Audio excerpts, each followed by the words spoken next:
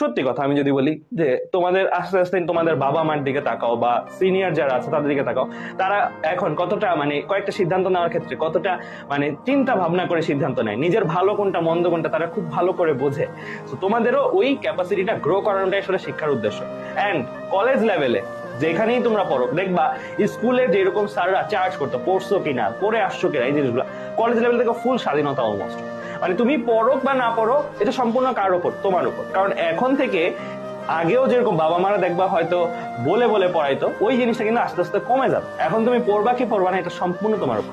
এখন এটার দুইটা প্লাস সাইড আছে, মাইনাস সাইডও আছে। সেটা কি? সেটা হচ্ছে যেহেতু এখন থেকে তোমার একটা ফ্রিডম চলে আসছে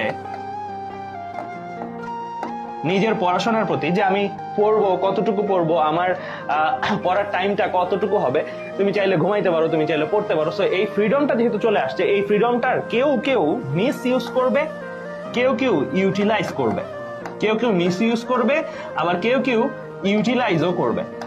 সো দুইটা দুই রকম ভাইয়া। সো তুমি যদি ইউটিলাইজ করো, ইউটিলাইজ করার অর্থ কি?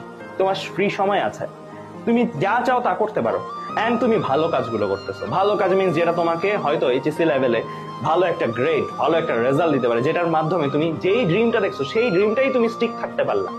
তুমি ডাক্তার হতে চাও, তুমি ডাক্তার হতে পারলা। তুমি ইঞ্জিনিয়ার হতে চাও, তুমি ইঞ্জিনিয়ার হতে, তুমি পাইলট হতে চাও, পাইলট হতে পারো। তুমি যেটা হতে চাও তুমি সেটা হতে পারছো। কারণ এখন কম্পিটিশনের যুগ, সবাই একটা জিনিস চাচ্ছে, তুমি যেমন চাচ্ছ সবাই একটা জিনিস চাচ্ছে। কিন্তু কারা কারা পাবে? যারা যারা প্রথম থেকেই এই ইউটিলাইজেশন মোডে ছিল। আর যারা যারা এই মিস ইউজটা করবে তাদেরকে, এরকম মানুষ যে নাই তা না, প্রত্যেক ব্যাচে আছে। ইনফ্যাক্ট আমাদের এই ক্লাসটা এই যে এখন প্রায় 1000 জনের মতন দেখছো, এই 1000 জনের মধ্যেও কিন্তু আমি বলবো ভাইয়া অনেকেই আসো যারা সঠিক পথটা আসলেই যাবা, আবার অনেকেই আসো যারা আমার এই কথাগুলো শোনার পরেও ঝরে যাবে। হ্যাঁ, দুঃখজনক হলেও এটা খুবই সত্যি। প্রত্যেক ব্যাচে আমরা এই জিনিসটা দেখি, অনেকে ঝরে যায়, অনেকে। অ্যান্ড এদের নাম্বারটাই বড়। এন্ড তাদের ক্ষেত্রে যেটা হয়, তারা যখন জাস্ট এইচএসসির একদম আগ মুহূর্তে আসে, ধরো এইচএসসি আর 10 দিন পরে 20 দিন পরে, তখন তারা আমাদের কাছে আসে। এন্ড তাদের সাথে তখন আমাদের আবার কথা হয়। তখন তারা আমাদের কাছে যখন আসে তখন আসলে আমাদের অনেক খারাপ লাগে। কেন খারাপ লাগে? আমরা তাদেরকে কোনো প্রপার সলিউশন দিতে পারি না। কারণ এইচএসসি লাইফের পড়াশোনাটা এত বিশাল যে তোমাকে ওই শেষ সময় যদি আসো, একদম পড়া কিন্তু করায় দেয়া বা শেষ করায় দেওয়া হয় না। এটা আমরা নিজেরাও জানি, আর মন থেকেও আমরা খুব কষ্ট পাই তাদেরকে সলিউশন দেওয়ার সময়। কারণ আমরা কোনো সলিউশন দিতেই পারি না তাদেরকে।